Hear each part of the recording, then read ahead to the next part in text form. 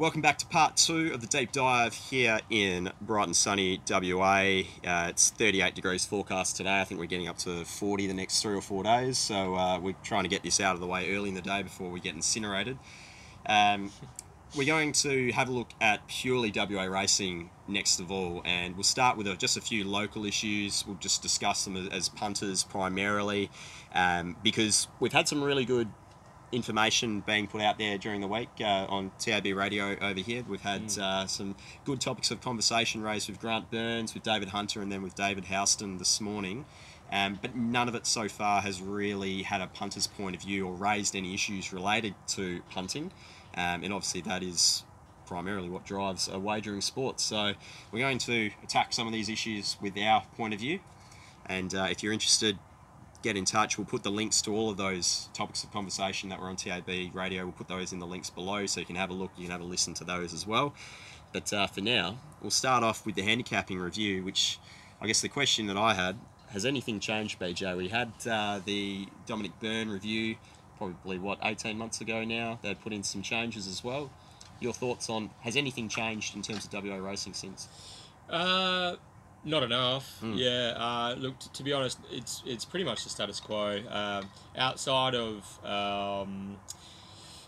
minor adjustments from country horses coming to town, they seem to be better off from a handicapping point of view. They're coming in lower. I don't necessarily think that was a huge issue to begin with, and also the advent of handicap maidens, which again, I'm not sure how much of a driver of turnover or whether that's a solution to anything really, but it's a hindrance if anything, isn't it? You've seen these 30 start maidens who have ran 6-7 places getting in with 60. I think there's one on Thursday getting with 60 and a half. I can't think of its name at the moment, but I don't see how that's helping the system at all. And I've noticed that this will test you got 3.5 kilos, 7 rating points for winning on Saturday. The only other horse that has received such a penalty under the new merit-based system was Cockney Crew.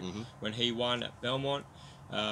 He received a 7-point penalty as well. A lot of the time the margin is taken into too much consideration.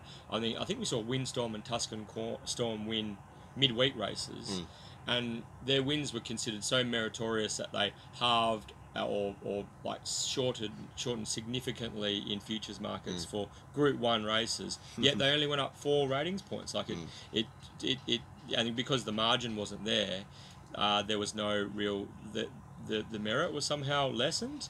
For me, the handicapping department does a good job considering all the other things that they have to attend to as well. Unfortunately, they don't just get a chance to handicap. They have to judge. They have to do trials. They have to put race books together. They have to do a heap of administration duties as well, which impacts their ability to do my view, to do really thorough merit-based handicapping. And perhaps what needed to happen also was when part of the Dominic Byrne review, perhaps Dominic needed to be contracted again to be part of the execution or the rollout of the recommendations of the review, as well as upskilling and training our handicappers to be able to successfully implement the merit-based handicapping philosophy in Western Australia. Because certainly all of the recommendations weren't taken on board and implemented as well, so I guess that's something else to consider. Look, I mean, in terms of field sizes, and we'll touch on the Perth Cup now, I think everyone was a little bit shocked that there was only 25 nominations for the Perth Cup, but I guess logically looking at it, it's probably not too surprising. Is that just, I guess the question is that just symptomatic for where staying ranks are in WA in particular, and does the actual race itself need to be changed in terms of where it sits in the racing calendar? I think the key with the Perth Cup and the powers to be is we need to decide, and I was talking to BJ about this the other day, is we need to decide, well, the powers to be need to decide, are we worried about the Perth Cup as a horse race, or are we worried about the Perth Cup as an event that's held around New Year's Eve and is one of the biggest days on course? Does it matter if the Perth Cup's on that day? Will people just turn up for New Year's racing regardless of the fact if it's Perth Cup or not? But it's it's not funny. on New Year's Day. This is the big thing. It's no longer on New Year's Day, and they ran it for a few years on New Year's Eve, so I can understand that being a real point of difference. It's now on the 4th of January. First Saturday in January. I think that's how they're doing it from now on, isn't it? The first Saturday in January, so trying to mirror the Melbourne game, aren't they?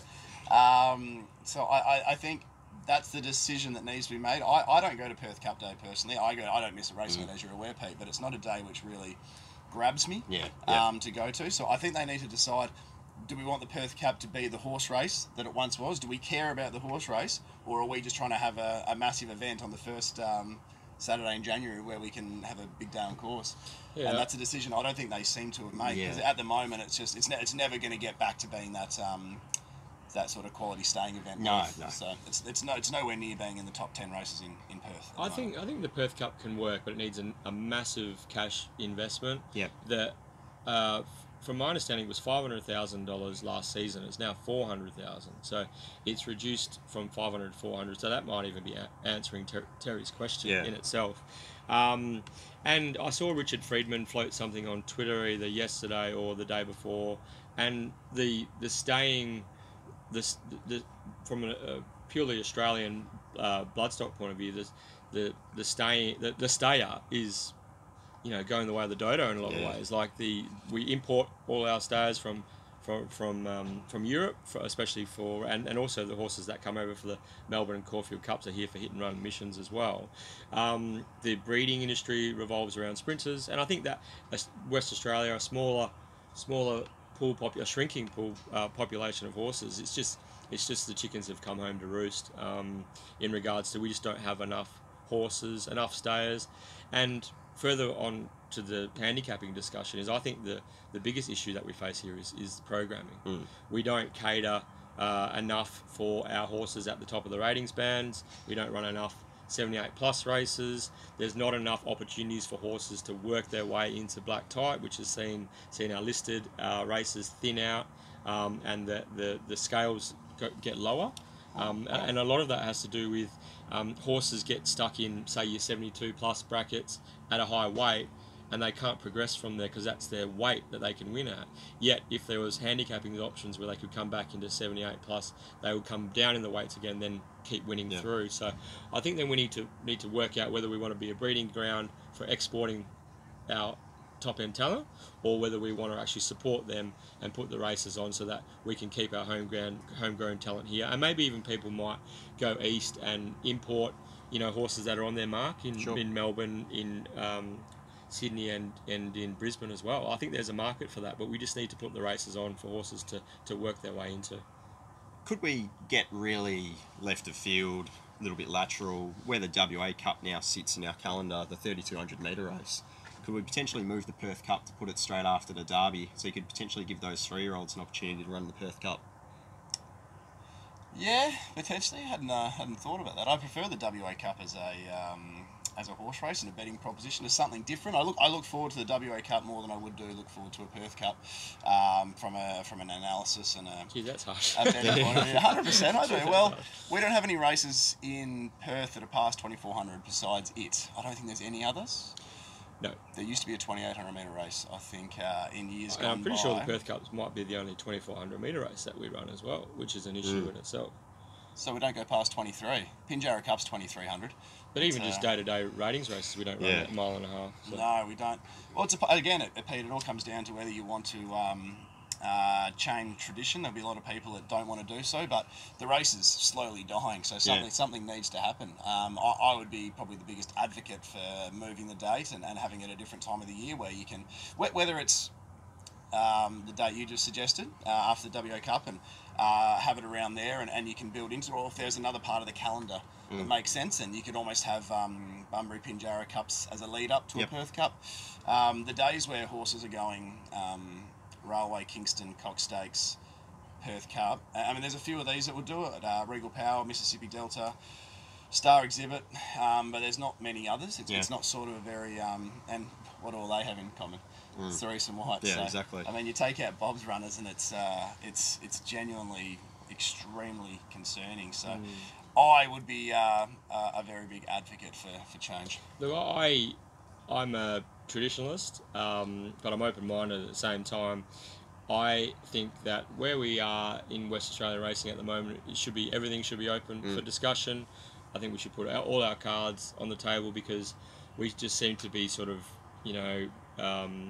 progressing through and rolling the same things out annually. Yep. And to be honest, I don't think it's really driving us forward. It's not propelling us forward. I'm not sure you can just sit there and expect things to change. I think the industry as a whole is completely past that point now. Whether it's animal welfare, whether it's wagering in terms of competing against sport, I don't think you can just sit there idly and expect things to get better by themselves. And also, let's be honest, the Peter V'landys 4 years ago, I don't even think the Everest existed. No. And now it's a huge event, and it's got worldwide recognition. It's a yes. Winning the Everest this year has made it like a $50 million colt or something exactly. like that. It's actually made it attractive as a stallion prospect. So let's not think that. Look, money talks. If there's a serious cash injection to the Perth Cup, it can work. Yeah. But at its current state, where they're actually reducing prize money from it, and it's not getting the support around it, it's just going to wither on the vine. So, but in West Australian racing, it's the driver will, and in racing in general, the driver will always be prize money. If you offer if the incentive is great enough, then they will go. I tend to think I had a chat to some people after the last on Saturday about a bonus scheme, maybe a 3-race bonus scheme, Kingston Town, Cox Stakes, Perth Cup, and the highest point scorer within that scheme for those 3 races, if you compete in all 3, gets X. Similarly, you can have perhaps a Tats Cup, Towton Cup, Perth Cup separate bonus as well, and just to, I don't know, people just need there needs to be a carrot dangled in front of owners and trainers to have a go. Would that work, or would everyone be scared off knowing that Bob's going to be very hard to knock off? Especially, it's hard enough to knock him off in one race, but over a 3-race system, he's basically going to have a monopoly. It just over depends. year after year. Just depends how big the carrot is, and what sort of opposition. But Bob's beatable. We saw if you throw numbers into a field, if you throw if you can put good jockeys and good trainers, if they can put he's beatable. But you got to take him and the Cerise and White on head on. So. I guess the other thing is they have to try and maintain it as a Group 2 event. I guess that's probably what they're most concerned about. But having said that, the prize money has dropped 500,000 down to 400,000 this year. And really the schedule between what's happening over East, and that's probably the only way it's going to maintain that Group 2 status, is you need those horses to come across from over East. If the schedule's not matching up with what is currently in place in terms of Sydney and Melbourne, I just don't think it's going to work longer term. But yeah, and also just touching on, New South Wales has added $2 million races, the Hunter and the Gong, pretty much in West Australia's prime racing season. Magic Millions in January on the Gold Coast in Queensland is a massive deal now. People set their horses for that carnival.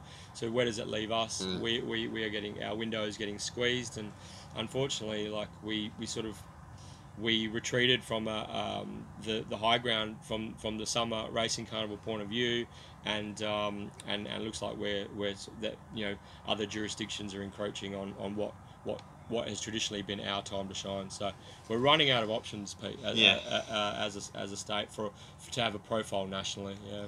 Okay, well, next I want to talk about the white elephant that's not quite in the room, but it's only across the road just behind the stadium there, and that's Belmont Racecourse and the redevelopment going on there. Obviously, it is under construction, it's underway, but long-term looking forward, it's obviously had a major impact in terms of the general confidence in the industry, in terms of people buying horses and punting on the event, turning up. Whether it's coincidental, it's happened at a bad time. BJ, I'll start with yourself. What's your thoughts on Belmont going forward? So the whole redevelopment has been a long time in the making. There's been, this has been going on for almost a decade, I would have thought, and unfortunately some decisions were made that meant that we perhaps didn't get the best deal that we'd hoped for. BJ's too polite, isn't he, sometimes? Well, there was either some mistakes made or something went wrong somewhere along the lines, and it turns out that we sold off more. Well, the Perth Racing sold off more land than what they had hoped for, which has impacted their ability to create the venue which they had planned to. There's also a lack of funds and a lack of money to be able to for Perth Racing to build what they had, what the vision that they sold us as an industry. As Pete said, we've got the beautiful Optus Stadium behind us. Nothing better than going to Optus Stadium for AFL. The cricket starts. Yep. We've had Elton John and all sorts of acts recently. Packed stadium. And then you look across the road and there's Belmont, and it's a real kick in the guts for people who love West Australian racing and for people within the industry. And morale, it impacts morale, and as you said, it impacts investment from people wanting to buy horses, people wanting to become members, and people wanting to bet. So it's a big problem. If there could be an agreement with state government, or they could draw some funds from somewhere, and they could say, look, this is what we're doing, and we're going to go ahead and do it, then I reckon that would be a real uplift for people within the industry. I can't see that happening in the near future. No, I can't either, and I'm not sure it's as simple as well in terms of, I know they've floated the idea of night racing previously. Look, having been over in Melbourne for the last 2.5 months or so, and actually going through the process of primarily betting in 2 states, in Victoria and WA, when you have minimum bet laws going up at 9 a.m.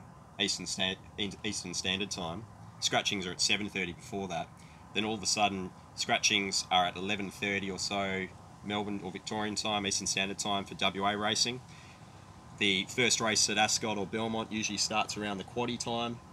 Then by the time you get through your final race at Flemington or wherever you are on the day, you've still got another 4 or 5 races. Effectively, you're going through till 9 p.m. Then you have to actually find somewhere to have dinner afterwards. It's a long day, and especially when you've got a delayed start as we do today and then on Saturday, that's basically going through till 10 p.m. Victorian or Eastern States time. It's a really tough ask. So I'm not exactly sure night racing is the answer unless you're targeting a different market, and that's looking which is what they've always spoken about is trying to, and I think they've done so successfully at times. Yep. Especially over the last 15 years, I'd say, where they have linked in with Singapore and Southeast Asia, which is an option, but I'm not privy to any figures, so I can't say one way or the other whether that's a worthwhile venture. I imagine it is.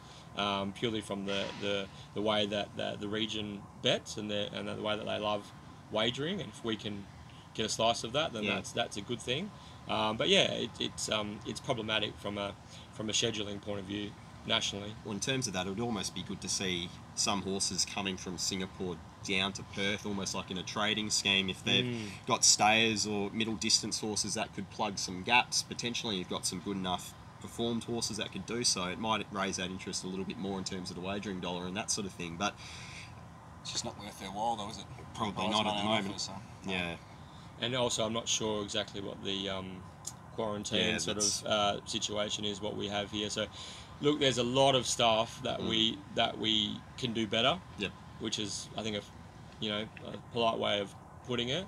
But as I said, like Belmont redevelopment, the things I think we're going to touch on the sale of the TAB, programming, handicapping, prize money, the general facilities, not just outside the metropolitan area, small, shrinking horse population, trainers are struggling to make ends meet. There's a lot of things, and we're at a really critical junction point from a West Australian racing point of view.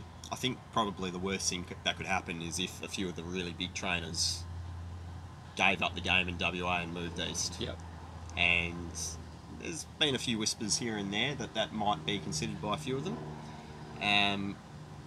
because that would just leave a real hole in some of the better performed trainers and jockey partnerships. Some of our real star horses, potentially if they were being cultivated over east and we don't even get to see them here to begin with, that would be really disappointing. Yeah, I was just thinking the other day, like following on from the success of Lindsay Smith, like he has done a crazy good job setting up his satellite stable in Victoria. I think he won 2 Group 1s in his first season, or first 3 or 4 months in Victoria or whatever it was.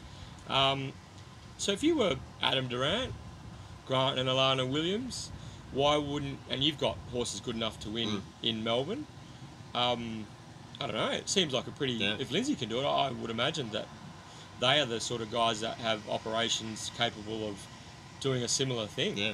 For me, I think it's a bit of a no-brainer for big stables like that, especially if Bob Peters, like he's got Eastern States quality horses.